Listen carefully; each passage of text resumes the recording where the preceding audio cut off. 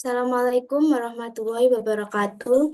Selamat pagi, siang, dan sore Pak Puji. Kami dari kelompok 5 akan mempresentasikan mengenai perumusan teori akuntansi melalui pendekatan tradisional. Next. Anggota kelompok kami yaitu Atifatul Solihah dengan ujung NIM 442, Deborah dengan ujung NIM 264, Sania Sofi dengan ujung NIM 204, Ratih Nina dengan ujung NIM 365, dan Keisa Damayanti dengan ujung NIM 126. Hakikat akuntansi sebagai gambaran.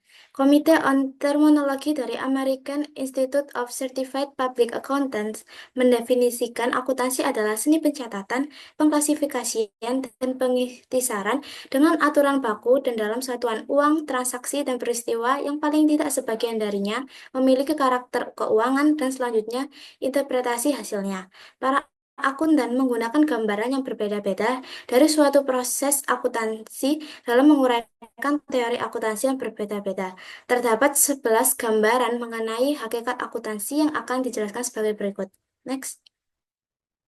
Yang pertama adalah akuntansi sebagai ideologi. Akuntansi dipandang sebagai suatu fenomena ideologi, yaitu sarana untuk mempertahankan dan melegitimasi aturan-aturan sosial, ekonomi, dan politik yang berlaku saat ini.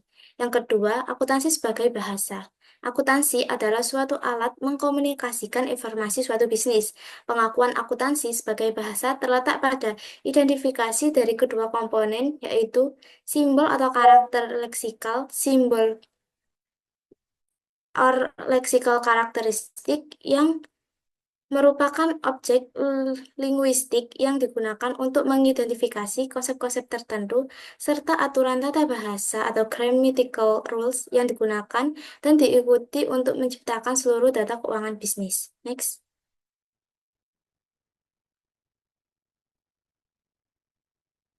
Akuntansi berfungsi sebagai sarana pencatatan sejarah organisasi dan transaksi dengan lingkungannya, serta memberikan rekam jejak kepengurusan manajer terhadap sumber daya pemilik atau pemegang saham.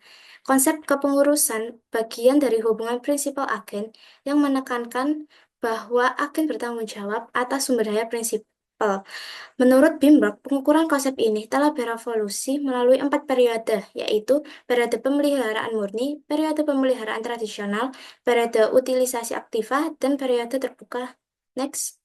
Yang keempat yaitu akuntansi sebagai realitas ekonomi masa kini. Akuntansi juga dipandang sebagai suatu sarana untuk mencerminkan realitas ekonomi masa kini. Metode yang dianggap paling mencerminkan kenyataan ekonomi berfokus pada harga masa kini dan masa depan, bukannya pada harga historis. Tujuan utama dari gambaran akuntansi ini adalah penentuan laba yang sebenarnya, yaitu konsep yang mencerminkan perubahan kesejahteraan perusahaan pada suatu periode waktu. Next. Baik, untuk hakikat akuntansi sebagai gambaran yang kelima, yaitu akuntansi sebagai sistem informasi. Akuntansi diasumsikan menjadi suatu proses yang menghubungkan sumber informasi atau pemancar, saluran komunikasi, dan serangkaian penerima. Kegunaan dari sistem dapat ditentukan selama pengguna yang berbeda-beda memperoleh manfaat dari informasi tersebut. Yang keenam, akuntansi sebagai komoditas. Akuntansi juga dipandang sebagai suatu komoditas yang merupakan hasil dari suatu aktivitas ekonomi. Sebagai suatu komoditas publik, akuntansi menyediakan dasar ideal untuk regulasi, memberikan dampak kepada kebijakan publik, dan mengawasi seluruh jenis kontrak antara organisasi dengan lingkungannya. Next. Yang ketujuh yaitu akuntansi sebagai mitos. Akuntansi menciptakan mitos yang merupakan cara mudah memahami dunia ekonomi dan menjelaskan fenomena kompleks. Melalui akuntansi, suatu fenomena ekonomi kompleks diterjemahkan bagi para pengguna dengan cara yang lebih mudah dan dapat dimengerti, sehingga menciptakan lebih banyak mitos daripada kenyataan. Yang kedelapan yaitu akuntansi sebagai alasan logis. Akuntansi mungkin digunakan untuk melekatkan makna terhadap peristiwa dan menyediakan suatu justifikasi bagi kejadian mereka di masa yang mendatang. Dengan adanya ketidaktepatan dan ketidakpastian yang meliputi kebanyakan angka akuntansi, akuntansi mungkin digunakan sebagai suatu cara untuk melegitimasi permunculannya. Next. Yang 9, akuntansi sebagai perumpamaan. Akuntansi berperan dalam menciptakan gambaran atau citra organisasi melalui seleksi dan penyajian peristiwa serta transaksi tersebut tertentu. Hal ini menimbulkan kesadaran akan pentingnya akuntansi dan membentuk persepsi mengenai realitas organisasi.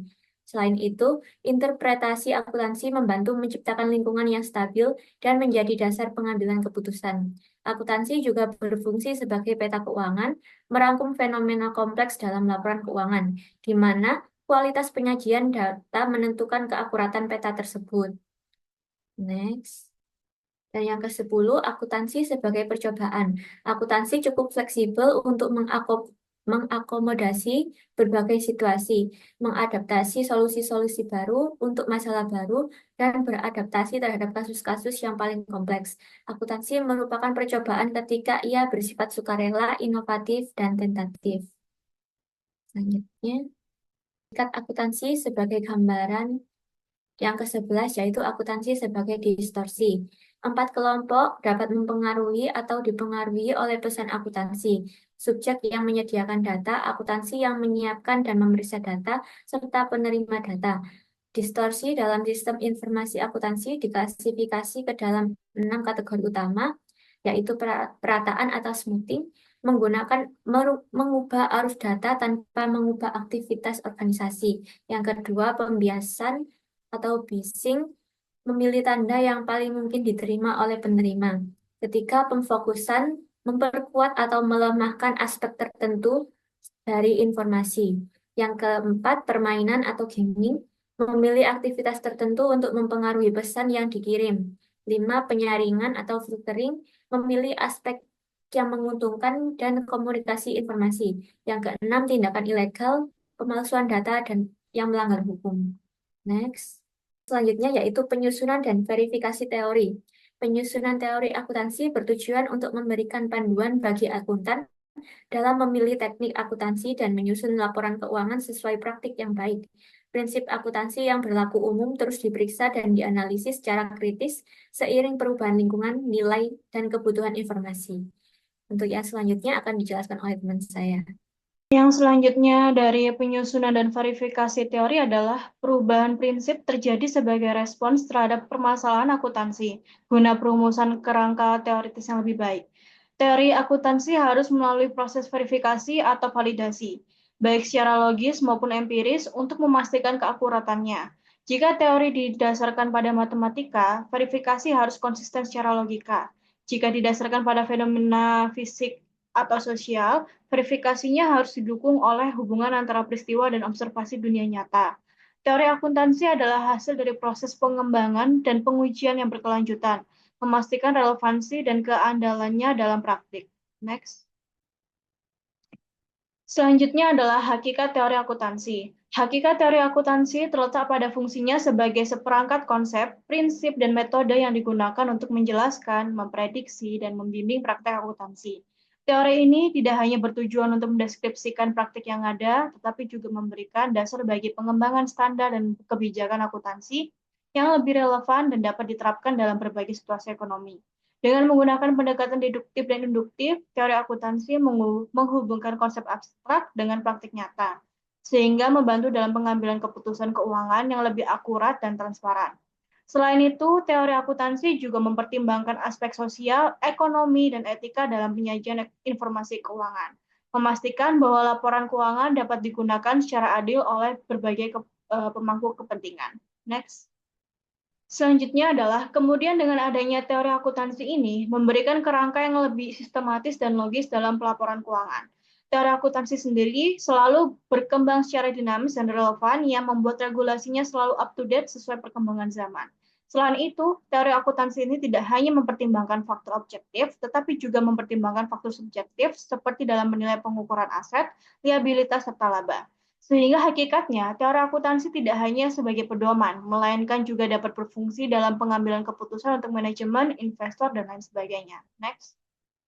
Yang selanjutnya adalah metode teori akuntansi. Dalam teori akuntansi, metodologi adalah pendekatan atau cara yang digunakan untuk mengembangkan, menjelaskan, dan memahami teori akuntansi, di mana juga berfungsi untuk membantu dalam merumuskan prinsip-prinsip akuntansi yang dapat digunakan dalam praktik, baik untuk pelaporan keuangan, pengambilan keputusan, maupun regulasi akuntansi. Next. Yang selanjutnya adalah metode deskriptif. Pendekatan ini bertujuan untuk menjelaskan dan menggambarkan praktek akuntansi yang digunakan dalam dunia nyata melalui cara mengamati praktik yang ada dan mencatat pola yang muncul tanpa mencoba mengubah atau menilai praktik tersebut. Contohnya adalah studi meneliti bagaimana perusahaan menggunakan metode penyusutan tertentu dalam laporan keuangan tanpa memberikan penilaian metode. Next. Adalah metode normatif. Pendekatan ini bersifat idealis karena bertujuan untuk menentukan bagaimana akuntansi seharusnya dilakukan. Metode ini sering menggunakan logika deduktif untuk menentukan aturan akuntansi berdasarkan prinsip tertentu. Contohnya adalah pernyataan bahwa laba harus dihitung berdasarkan daya beli real untuk mencerminkan nilai sebesarnya dari laporan keuangan. Selanjutnya akan dijelaskan oleh teman saya. Untuk selanjutnya adalah metode positive accounting theory. Nah, dalam metode ini menjelaskan mengapa perusahaan harus memilih metode akuntansi tertentu dan bagaimana kebijakan akuntansi mempengaruhi perilaku ekonomi. Metode ini menggunakan data empiris untuk menguji teori yang dikembangkan. Contohnya adalah studi yang meneliti apakah perusahaan dengan utang tinggi lebih cenderung memilih metode akuntansi yang meningkatkan laba agar mempengaruhi persyaratan perjanjian utang. Oke, untuk selanjutnya adalah metode deduktif. Metode ini dimulai dari asumsi dasar atau prinsip umum, kemudian dikembangkan kembali menjadi aturan akuntansi yang lebih spesifik melalui proses logika deduktif.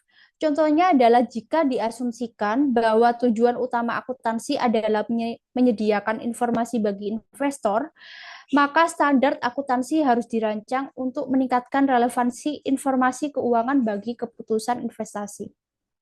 Selanjutnya ada metode induktif. Hal ini berbeda dengan metode deduktif karena metode ini dimulai dari pengamatan atas data empiris.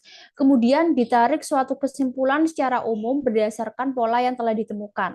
Contohnya adalah penelitian yang menganalisis laporan keuangan dari berbagai perusahaan dan menemukan bahwa sebagian besar perusahaan lebih memilih metode FIFO dalam mencatat persediaan selama periode inflasi.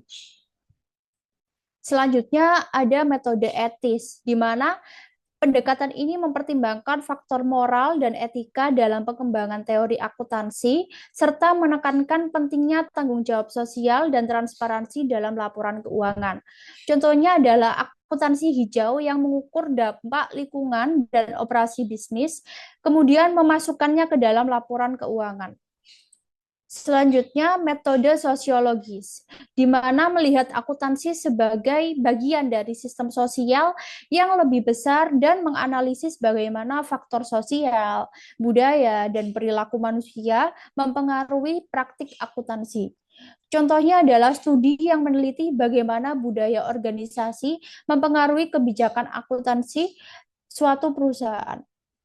Terakhir adalah metode ekonomi, di mana metode ini menggunakan konsep-konsep ekonomi seperti efisiensi pasar dan juga teori keagenan untuk menjelaskan bagaimana keputusan akuntansi dapat mempengaruhi perilaku bisnis dan pasar keuangan.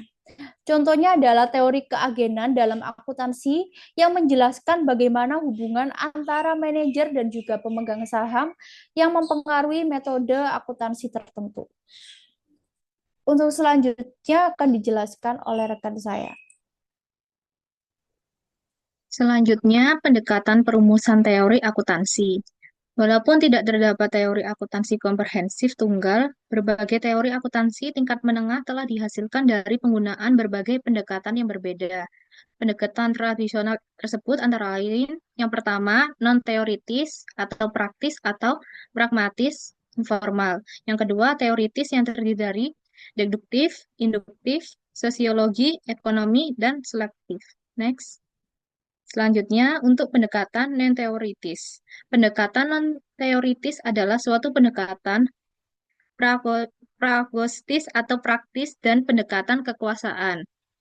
Untuk pendekatan pragmatis, itu terdiri atas penyusunan suatu teori yang ditandai oleh kesamaannya dengan praktik dunia nyata yang berguna dalam artian memberikan solusi yang sifatnya praktis. Berdasarkan pendekatan ini, teknik dan prinsip akuntansi seharusnya dipilih atas dasar kegunaan mereka bagi para pengguna informasi akuntansi dan relevansi mereka terhadap proses pengambilan keputusan. Untuk pendekatan kekuasaan, rumusan suatu teori akuntansi yang terutama dipergunakan oleh organisasi profesional terdiri atas penerbitan pernyataan sebagai regulasi dari praktik-praktik akuntansi.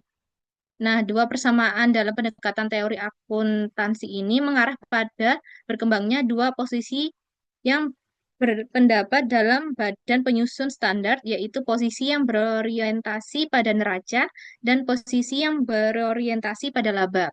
Dalam kasus manapun, pendekatan teori akun seperti juga pendekatan pragmatis dan kekuasaan tidak memiliki fondasi teoretis. Next. Selanjutnya, untuk pendekatan deduktif. Pendekatan deduktif dalam penyusunan teori manapun diawali dengan dalil dasar dan diteruskan dengan pengambilan kesimpulan logis mengenai subjek yang dipertimbangkan. Diterapkan pada akuntansi, pendekatan deduktif dimulai dengan dalil akuntansi dasar atau premis dan dilanjutkan dengan menurunkan prinsip-prinsip akuntansi melalui cara-cara logis yang dipakai sebagai pedoman dan dasar bagi pengembangan teknik-teknik akuntansi. Langkah-langkah yang digunakan untuk memperoleh pendekatan deduktif akan meliputi yang pertama, menentukan tujuan dari laporan keuangan, yang kedua, memilih postulat dari akuntansi, yang ketiga, menghasilkan prinsip dari akuntansi, dan yang keempat, mengembangkan teknik dari akuntansi. Next. Selanjutnya, untuk pendekatan induktif. Pendekatan induktif dalam penyusunan dari suatu teori diawali dengan observasi dan pengukuran serta berlanjut pada kesimpulan umum. Dalam penerapannya dalam akuntansi, pendekatan induktif diawali dengan observasi mengenai informasi keuangan dari perusahaan bisnis dan dilanjutkan dengan menyusun generalisasi dan prinsip-prinsip akuntansi dari observasi tersebut berdasarkan kepada hubungan yang berulang kembali. Pendekatan induktif untuk suatu teori mencakup 4 tahap, yaitu yang pertama mencatat seluruh observasi, yang kedua menganalisis dan mengklasifikasikan observasi untuk mendeteksi adanya hubungan berulang kembali, yang ketiga penurunan induktif dari generalisasi dan prinsip akuntansi dari observasi yang menggambarkan hubungan berulang, dan yang keempat menguji generalisasi. Next. Selanjutnya, pendekatan etis. Pendekatan etis terdiri dari konsep kewajaran, keadilan, ekuitas, dan kenyataan. Konsep tersebut merupakan kriteria utama untuk perumusan teori akuntansi. Selanjutnya, pendekatan sosiologi. Pendekatan sosiologi bagi perumusan teori akuntansi menekankan pengaruh sosial dari teknik akuntansi. Berdasar pendekatan sosiologi, prinsip akuntansi dievaluasi untuk penerimaan dari dasar pengaruh laporannya terhadap seluruh kelompok dalam komunitas. Selanjutnya, untuk pendekatan ekonomi dalam merumuskan teori akuntansi menekankan pada pengendalian perilaku dari indikator makroekonomi yang dihasilkan oleh adopsi dari berbagai teori akuntansi. Next. Selanjutnya yang terakhir, pendekatan selektif untuk perumusan teori akuntansi. Secara umum, perumusan suatu teori akuntansi dan pengembangan prinsip-prinsip akuntansi telah mengikuti pendekatan selektif atau kombinasi dari berbagai pendekatan yang diuraikan di atas. Pendekatan selektif merupakan akibat dari berbagai usaha oleh individu dan profesional serta organisasi pemerintahan untuk berpartisipasi dalam pematangan konsep dan prinsip dalam akuntansi. Pendekatan selektif ini telah memberikan peningkatan kepada pendekatan baru yang sedang diperdebatkan dalam literatur. Pendekatan peraturan, pendekatan perilaku, serta pendekatan kejadian, prediksi, dan positif. Next. Baik, itu saja sekian presentasi dari kelompok kami. Semoga Pak Puji dan teman-teman lain yang menonton dapat memahami materi yang telah kami sampaikan. Terima kasih. Wassalamualaikum warahmatullahi wabarakatuh.